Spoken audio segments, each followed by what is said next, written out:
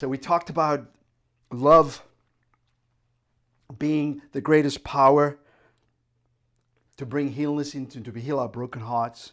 We talked about forgiving other people, and I'm telling you, we probably need a whole day to really probably just focus on that. But we're going to jump into the next segment here of bringing abundance into our hearts emotionally. So we talked at length about forgiving others in this previous segment, but now we're going to talk about forgiving ourselves. Ourselves, yes, right? Because we often overlooked that it is really important to forgive others, forgive ourselves as well, right? Because we've done some things. Not did other people only did other people do stuff against us, but we've had our own fair share of breaking others and hurting others and doing things to other people which is we're not probably not very proud of. You know, because a lot of us, like for me, for me, forgiveness was easy. It really was. It really was. Because I didn't want to carry those junk with me anymore. I really didn't. And so I was very eager to forgive and very open to forgive, right? But what I found that sometimes, you know, I didn't forgive myself, right? I mean, there was shame associated with my sin and this remorse I had for the things that I've done, right? And somehow I would just beat myself up over it, believe it or not. Even after I got saved, I still beat myself up over my things. And you know, the Bible calls the devil the accuser of the brethren, right? Because he will just join in. When you like get really down on yourself, man, there's just all of these demons of hell that will just be very happy to jump in and then start, remember, yeah, you did this, da da da da. Yeah, they just really just come and jump on you. And before you know it, you're just sitting under this huge cloud, right, of guilt and shame that has been heaped upon you. And it's really crazy because sometimes, okay, it was, you know, our sins are bad, some worse than others. And so somehow we feel like when we feel bad, we feel like, okay, now I'm paying for my sin. Okay, I'm doing penance now, right? Now, because I remember all these things that I've done, and I'll just be, oh my gosh, you know, I'm such a terrible person. I have hurt so many people. Oh, I should feel really bad. Yeah, I feel bad. You know, that was so shameful. Oh man, you know, and we just kind of have this internal dialogue that goes on in our hearts and minds. But really, that's not the freedom that God has given us. That's not the freedom he came, because not only did he come to die for our guilt, right? It said that he came to die, he came to forgive us of our guilt and our shame, right? Guilt and shame. So listen, I was there in my life, you know, I had walked through this period of forgiveness, and I have tried to forgive as often as I could. And whenever the Lord brought people up to my memory, I would forgive. I would take the time to really go through that. You know, for my dad, I actually ended up writing my dad a 12-page letter. And I listed in there in that letter, you know, everything that I could remember that I had hatred towards my dad and bitterness and unforgiveness. I wrote those things in my letter. I talked to you about being specific earlier, but I took the time and I just wrote. I mean, it only took me a couple of hours. I just wrote and wrote and wrote. And when I was done, it was 12 pages, all right, of things that I had listed that I felt like he was the one that hurt me and broke me. And I wrote that and I forgave him for all of that. But for myself, listen, I was saved 10 years and I was still carrying my own guilt and my own shame, right? As if I was justified in carrying it. And so, you know, I was listening one day, I was just listening to Take Six. I don't remember the song exactly, but I love Take Six, a really awesome group. And I remember listening to a song that they were singing, and it actually in there it talked about how we forgive other people, but we don't forgive ourselves. And I was listening to the song, I just felt the Holy Spirit tell me that you've been quick to forgive others, but you have not forgiven yourself. And I was not willing to forgive myself, right? And for me, that was a turning point in my life. Because as I said, you know, it's over time, the Lord will begin to just stir up things in your heart. He'll begin to talk to you. He'll begin to reveal things to you as you're ready to hear. So sometimes he's talking, but we don't hear. It's not in our conscious minds, but he'll bring things to our conscious minds. And so when I heard this in my spirit, I was like, you know what? You're exactly right, Lord. You're exactly right. You have forgiven me. You've removed my sins from me as far as the east is from the west. You don't remember my sins anymore. And yet I am here remembering my own sins, my own guilt and shame. The big price that you paid for Christ apparently was not enough in my mind to forgive me of my guilt and my shame. And so I should carry it because that's my burden, right? I deserve to carry that guilt and that shame. But really, I did not deserve to carry that either. Because in Hebrews 8:12, right, it says, God does not even remember our sins anymore, right? And He treats us with kindness. Even though we are wicked, God says, I will forget your sins. Hebrews 8:12. I can paraphrase that a little bit to make it personal. And God says this in the book of Hebrews 10:16-17. When the time comes, God says, I will make an agreement with them. That's these people, Israel, and us, I believe. I will write my laws, God says, I will write my laws on their minds and on their hearts. And then God says, listen to this, then I will forget about their sins and no longer remember their evil deeds. Hebrews 10:16-17. And God wants us to do the same. He doesn't want us to remember our sins. If God can forget my sins, if God can remove my sins from me, He certainly doesn't want me to keep remembering them. He certainly doesn't want me to keep bringing it up. He doesn't bring it up. He doesn't remember it. He doesn't hold it against me.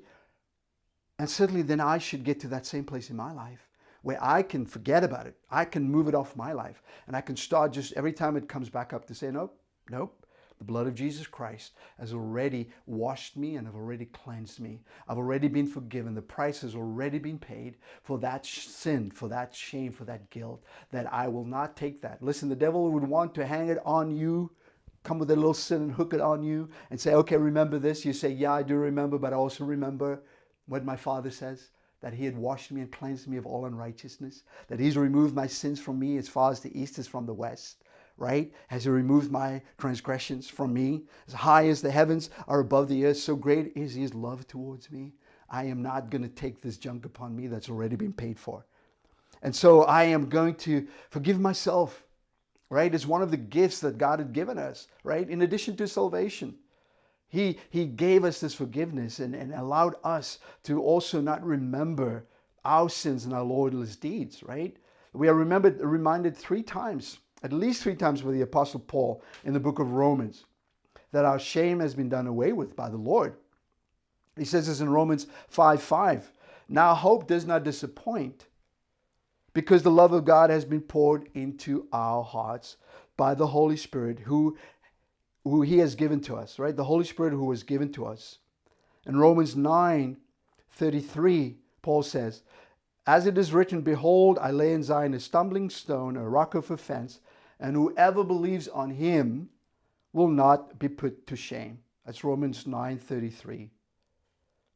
And also in Romans 10:11. Now this is Paul talking about the shame, right? He's addressing shame specifically, our shame, right? And in addition to our guilt, he talks about our shame. And he said, the one who believes in Him, Jesus Christ, will never be put to shame. So see, I told you that God already has everything prepared for you and I to get into this abundant place of living. And so He's not going to leave any stone unturned. He's not going to leave anything uncovered and unaddressed. He talked about our sins that He forgives. He talks about our lawless deeds. And then now He talks about the shame that you and I feel because of our own sin, that He even takes care of that particular thing. I mean, and really, God has it all figured out. Surprise, surprise, right? God has it all figured out. So listen, no more guilty shame and no more remorse for the things that we've already done, that we've already been forgiven of, right? Because it's the goodness in Romans chapter 2, verse 4. Now listen, you know Paul's life. If you read the scriptures, you know Paul's life. I mean, Paul hated those who believed in Jesus Christ. He saw Jesus as an imposter. He saw Jesus as someone who's coming to perpetrate a lie upon the people. And not only did he hate Jesus, he hated all those who followed Jesus. He went throughout Jerusalem and Judea. You know, he persecuted and arrested people and had them thrown into jail. Right? He was there when the first martyr, Stephen, was killed. Paul was there. Paul had blood on his hands, right? He had blood on his hands. Paul knew this, and when he came to repentance and he came to meet Jesus Christ and his life was completely turned around, right? Paul said this, listen, Paul said it's the goodness of God. It's the goodness and the love of God that leads us to repentance. Romans chapter 2, verse 4, the goodness of God. Paul could talk about this so powerfully, so real, so effectively, because that is what he experienced. That is what he walked through in his own life, in his own relationship with God, as he began to know God and begin to experience the Holy Spirit, and he begins to get revelation of who Jesus is. Paul now is pouring out his heart through these scriptures to us, and he's reminding us, and even the Lord reminds us, right? The Lord in his word talks about how we could be free, how we are going to live unencumbered. We're going to shake all of these shackles off our lives. We're going to get rid of all these burdens, right? That God has already taken care of. He's got it so wonderfully orchestrated, so wonderfully orchestrated. And all we need to do, you and I, is to really just say, Lord, thank you. Yes, I believe that you have come to heal my broken heart. I believe you come to forgive me of my sins. I believe that you've come to get rid of all of my shame and all of my guilt. I believe it, Lord, and I receive it. I really do. I will take that word into my heart. I will just not let it be in my head anymore, but I will let that word go into my heart, and I will meditate upon it. I will think upon it. I will let it become a part of my heart, a part of my way of thinking. And I'm not going to think about guilt. I'm not going to think about shame. I'm not going to think about my burdens, because you've already come to lift all those things off me. I am going to think about what you have done for me on the cross. I'm going to start thinking about what you've accomplished for me through the sacrifice of my Lord and Savior Jesus Christ. I'm going to think about that blood that was spilled for me, that blood that still speaks today, that blood that still has power today to forgive me of all of my unrighteousness and to wash me and cleanse me. I'm going to think about that blood. And I think about that love. I'm going to think about that goodness of the Lord that leads us to repentance. Not the severity of my God, but the goodness of my God. That's what I'm going to think about. And I'm going to rest in that word. I'm going to let that word be the driving force, be the power, be the strength that I need, be the energy that I need, right? And we know, I said, it's going to be painful. There's going to be some memories, I'm telling you right now. There'll be some things that are going to be very difficult, very painful for you.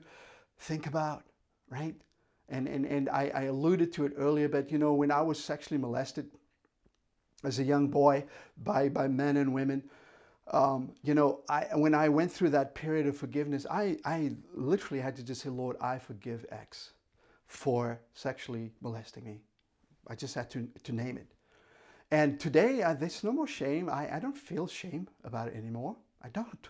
I'm clean. I'm a new person. I'm a new person. I'm a new man. I really am. Though I can talk about those things quite freely, quite openly right now, because it doesn't have power over my life anymore. I am now completely restored and renewed and whole and healed. Listen, if I could live there, you can live there. If I can experience what the cross of Christ came to do for us, you can also live there. It's not exclusive to Andre or to other people you might have heard talk about this beautiful wholeness that God brings, but it's for every one of us. So in closing, I just want to let you know, let this healing balm, let it be applied upon your heart, upon your life. Let the love of God be the first place where you start. Let that get into your heart and into your mind. Think about it often. And then as you do that, remember, just forgive others. Forgive them. Just unequivocally. No conditions. Just forgive. Just forgive. If you can't say it, write it down. Just forgive. Forgive others. Just as often as you need to, just forgive. Whenever it comes up into your heart and mind, the pain, the hurt, what they did to me, instead of like going back to what they did to me, blah, blah, blah. No, just say forgive. I forgive. I forgive. I forgive. My heart and my mind is not in line right now, but I will be obedient and I'll just forgive. I will myself right now to forgive. And then finally, forgive yourself. Forgive yourself. Let the guilt and shame that has been weighing you down, that has been your burden, that you've carried for longer than you needed to, just like me. Don't feel like that is that's your payment. That's not your payment. The cross was the payment for all of our sins, all of our guilt, and all our shame. That was the price. And that was the only price that could be paid. You and I cannot pay the price for the forgiveness of our sins. It's not. We don't have that ability. We don't have that power. That was done for us on the cross of Jesus Christ. And so let us just go to the Lord and say, Lord, today I am laying down all of my burdens, all of my brokenness, all of the heaviness that I've carried. Today I accept that you love me, as your love towards me, Lord, is never ending, that I cannot do anything to deserve your love, but your love was given to me as a free gift. Thank you that Jesus Christ not only came to die for my sins, to forgive me, but he came also to heal my broken heart, to make me whole again, to give me the power to love myself, to give me the power to forgive others, to give me the power and the strength to forgive myself. And with that, we conclude this part of the 5 dimensions of restoration. We'll see you next time.